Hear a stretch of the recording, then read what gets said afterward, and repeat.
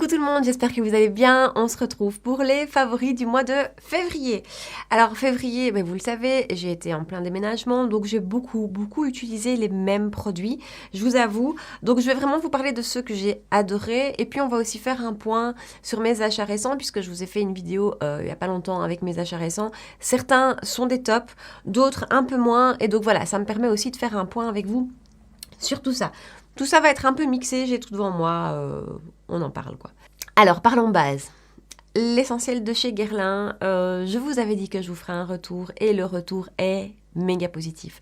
Vraiment, ce produit est excellent. Alors pas pour flouter les pores, ça je vous l'avais déjà dit sur le coup en essayant le produit, je trouve que de ce côté-là c'est pas incroyable. Par contre, il propose aussi contrôle de la brillance et ça c'est vrai. Alors j'ai testé toute la semaine cette base avec tous des fonds de teint différents. Des fonds de teint mat, des fonds de teint pas mat, des fonds de teint légers, des fonds de teint pas légers et pour moi le combo parfait est la base, suivie d'un fond de teint fini mat plutôt à couvrance légère. Donc par exemple le Lancôme Ultra Nude Fresh Wear, je sais plus, et le Stay Naked de chez Urban Decay. Ces deux-là avec celui-ci. Ensuite je poudre avec ma Laura Mercier et ensuite je finis avec celui-ci dont on reparlera après. Et c'est dingue, moi qui ai la peau ultra grasse, je ne brille pas avant, je pense, 19h, où là j'ai commencé à voir qu'un petit papier matifiant ferait pas de mal. Dingue.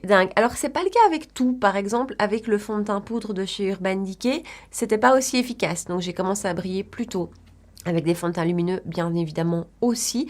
Mais néanmoins, c'est une base qui contrôle hyper bien la production de sébum. Et ce que j'adore, c'est que pour moi, qui ai la peau très grasse, ces bases comme ça, qui avaient un réel, vraiment, pouvoir de contrôle de sébum, c'était des bases très asséchantes. J'en ai une de chez Becca, j'en ai une de chez NYX. Ce sont des espèces de pâtes qui sont d'abord, difficiles à mettre, deux, qui ne fonctionnent avec pas beaucoup de fond de teint. Donc dès qu'on met un fond de teint par-dessus, ça pluche. Donc voilà, ce sont des bases difficiles que j'utilise pas tous les jours.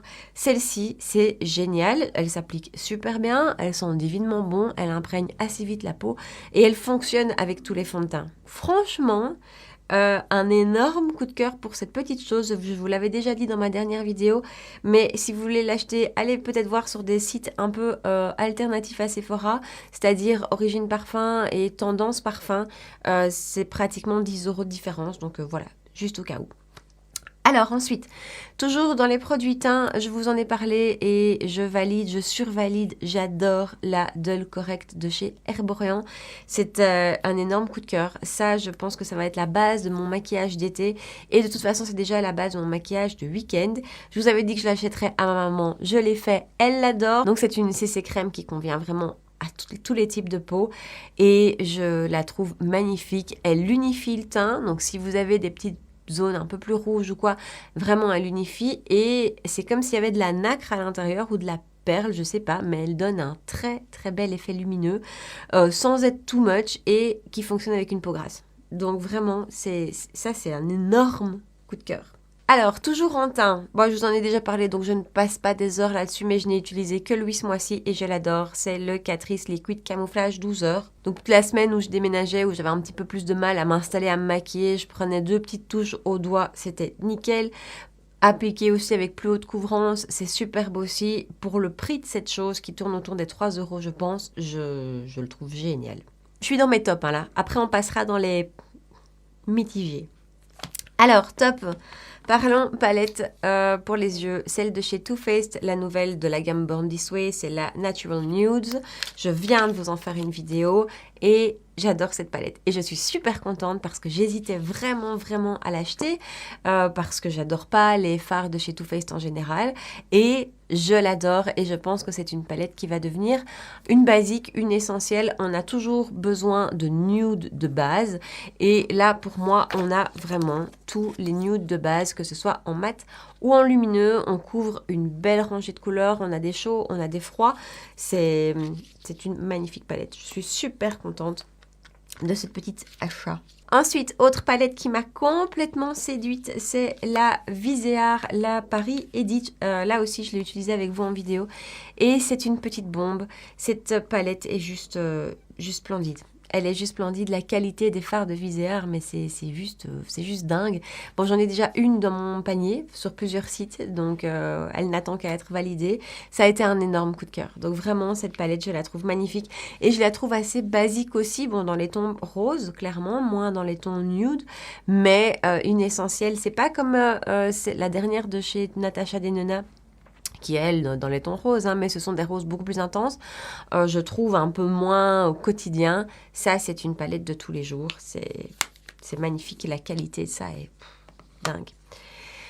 Ensuite, dernière palette en top, la collaboration de Sonanas avec Sephora. Donc, c'est la petite dans laquelle on a 6 fards. Et j'ai vraiment, vraiment apprécié cette palette. Je l'ai utilisée 2-3 fois. Pas beaucoup plus parce que je ne l'ai pas depuis 1000 ans non plus. Mais j'ai testé tous les fards de la palette et tout est très beau. La qualité est super belle.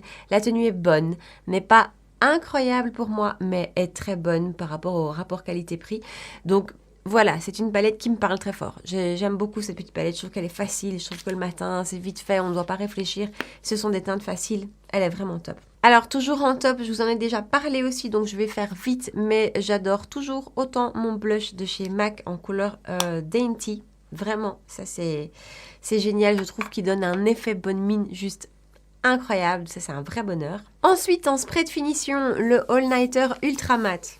Bon, alors, ce spray de finition, comment vous dire ? Il est hyper efficace. Il est hyper efficace. Combiné avec la base l'essentiel, c'est encore mieux. C'est vraiment un spray de finition avec lequel je vois la différence. Quand je l'utilise, je suis mat plus longtemps. Et surtout quand je vous dis combiné avec cette base-ci. Son seul bémol, c'est que quand on le spray, si on ne le secoue pas fort, mais quand je vous dis fort, c'est fort. C'est pas genre ça. Non, ça c'est pas assez. Ça, c'est pas assez. C'est toujours pas assez. Il faut vraiment le secouer comme ça pendant 1 minute, hein, pour ne pas avoir de soucis. Parce que si on ne le fait pas, on a des petites taches blanches qui apparaissent. Alors ces petites taches blanches, quand on les tapote, pas de soucis, elles disparaissent, elles ne font pas de taches. Donc ça va. Mais bon, moi ça me fait peur à chaque fois. Donc il faut le secouer, mais avec une vigueur que j'ai pas forcément tous les matins. Mais voilà, c'est en même temps ce qui fait qu'il est mat et qu'il fonctionne très bien. Mais voilà, je préfère vous prévenir, décrochez-vous le bras, et ça ira. Alors, encore 3 produits que j'ai adorés et puis on passe aux autres. Le Butter Bronzer de chez Physicians Formula. Comment vous dire ? J'étais où, moi ? Qu'est-ce que j'ai fait pendant toutes ces années où je ne l'ai pas acheté parce que je me disais, ouais, bon, il doit être bien, mais c'est qu'un bronzer. Non, c'est pas qu'un bronzer. Ce truc est génial. Je ne sais pas pourquoi, je ne sais pas comment vous dire, mais ce truc est génial. Il apporte une magnifique lumière, donc il est pas mat. Il est légèrement lumineux, c'est pas non plus une boule à facettes. Il se fond, en fait, littéralement à tous les types de make-up, que ce soit des fonds de teint poudre, des fonds de teint liquides ou la CC Doll qui est quand même nettement moins couvrante. Ça se mélange à tout superbement bien. La teinte est magnifique, ça réchauffe, vraiment ça réchauffe, ça rehausse. C'est un bronzer de fou. Ce truc est génial. Ce truc est génial. En fait, je l'utilise que lui depuis maintenant 2 semaines. Mais vraiment que lui. Je ne suis pas retournée vers un autre bronzer et ça m'était plus arrivé depuis des lustres. Hein. Donc voilà, c'est ça, si vous ne l'avez pas encore. Ah oui, alors plusieurs d'entre vous m'ont demandé quelle teinte j'avais. J'ai la teinte bronzer. Donc historiquement, le premier bronzer de Physicians Formula, le Butter, qui est sorti, c'est la teinte bronzer. Et puis ils ont élargi avec le bronzer light et puis il y en a encore 1 ou 2 autres. Ici, c'est la teinte bronzer. Donc, elle se trouve, mais faites attention parce que voilà, il y a plusieurs teintes et moi, c'est juste la classique. Alors, je fais vite aussi parce que j'en ai déjà parlé, mais ça, les Lip Glow Oil de chez Dior, j'adore ce truc, hein, voilà. Et alors, dernière petite chose pour les lèvres, c'est ce que je porte là maintenant tout de suite. Ce sont les Peach Puff de chez Too Faced. Ce n'est pas du tout une nouveauté. C'est quelque chose qui existe depuis quelques mois. Je crois que c'est sorti il y a peut-être 2 ans. Ça se présente avec un embout mousse comme ça. Ça a un petit goût pêche. Ça, c'est le petit plus. Enfin, moi, en tout cas, pour moi, c'est un plus. J'adore. Et j'adore ce truc parce que C'est un rendu mat, mais pas du tout asséchant. Donc là, je le porte, mais je ne le sens absolument pas. On peut vraiment régler l'intensité du rouge à lèvres. Donc soit on en met juste une fine couche sans aller rappeler de la matière et ça donne une jolie petite teinte. Soit on vient carrément en rajouter et on intensifie très fort la teinte et ça tient quoi qu'il arrive. Qu'on vienne en rajouter plusieurs couches ou pas, ça tient toujours aussi bien et c'est toujours aussi agréable. J'ai acheté cette teinte-ci qui est la teinte Brunchin dans l'idée de matcher avec cette palette-ci et ça fonctionne, c'est clairement une teinte d'hiver. J'en ai une d'été, c'est la Day Drinking que j'adore et je pense que je vais en acheter d'autres parce que ces rouges à lèvres-ci, je ne sais pas pourquoi, mais je les adore. Bon, parlons des produits un peu plus mitigés. Ce ne sont pas des flops, hein. Je n'ai pas de flop. Ce sont juste des produits sur lesquels je suis un petit peu moins emballée et que je devrais peut-être tester un petit peu davantage. La palette de Sana, la grande, ne mérite pas du tout d'être un flop. Hein. C'est pas du tout un flop du tout. La qualité est très très belle. Mais en fait, je voulais juste vous en parler maintenant parce que je voulais juste vous dire que j'ai eu beaucoup plus de plaisir avec la petite. Je sais pas pourquoi. Je me suis plus retrouvée dans la petite. J'ai eu plus facile. Maintenant, les make-up que j'ai fait avec celle-ci étaient très belles. Mais si j'avais dû en prendre une, voilà, la petite, je la trouve canon. Celle-ci est très belle aussi, mais je la trouve moins facile sur le coup le matin quand on veut se maquiller, qu'on regarde le truc, ben ça me vient moins vite, je sais pas pourquoi. Ensuite, un produit sur lequel là aussi je sais pas, je suis assez mitigée. C'est l'anti-cerne dont je vous ai parlé récemment, le Bye Bye Under Eye Illumination version haute couvrance de chez It Cosmetics. Point fort, hyper lumineux, mais genre très lumineux, limite un peu trop, mais c'est joli, ça fait dessous de l'œil en bonne santé, c'est beau. Point négatif, je l'ai utilisé pendant 6-7 jours d'affilée, je l'ai testé avec différentes choses. Je le trouve quand même assez difficile à appliquer. Il est très épais. Comme je vous avais dit, je l'utilise d'abord en chauffant la matière avec mes doigts et puis je l'applique au pinceau. Ça finit par s'appliquer, mais je trouve que c'est difficile. Voilà, je trouve que c'est pas évident à travailler. C'est pas comme le Catrice que j'ai mis aujourd'hui où en 2 coups d'éponge, boum, c'est appliqué.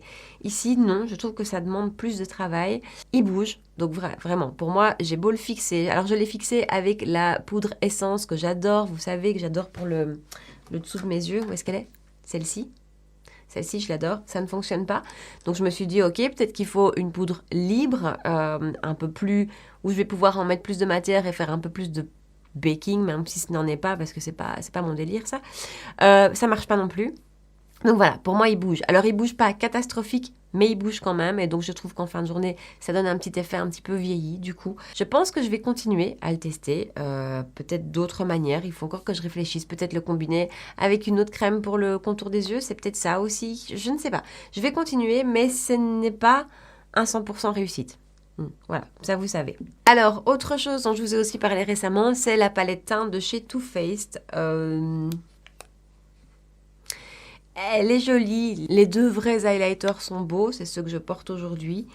Par contre, la teinte Soft Focus qui est au milieu, qui est censée être une poudre de finition / qui va un petit peu fondre toutes les matières. Voilà. Et donc, en fait, cette palette est belle, cette palette est chouette. Je vous dis, les 2 highlighters sont bien. Et la poudre Soft Focus, bon, moi, je vois pas très bien, mais c'est pas laid non plus le rendu.